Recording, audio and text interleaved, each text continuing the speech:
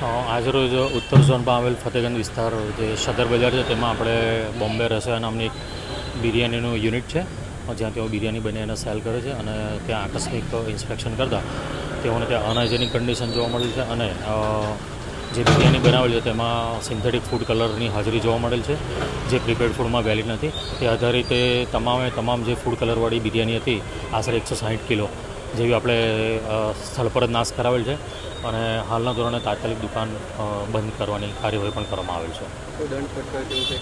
દંડની જોગવાઈ નથી કરી, પરંતુ આજરોજ ઇન્સ્પેક્શન કરી અને દુકાન બંધ કરાવી અને FSS અંતર્ગત આગળની કાર્યવાહી કરવાની. દુકાનના હાઇજેનિક કન્ડિશન પોઈન્ટ ઓફ વ્યૂથી જુઓ અને તેના કિચનના સેનિટેશન પોઈન્ટ ઓફ વ્યૂથી જુઓ, એ તમામ FSS અંતર્ગત જે પેરામીટર્સ છે તેની ઇન્સ્પેક્શનની કાર્યવાહી કરવામાં આવે છે. Food safety officer PM Bhavsar, VMC Vadodara.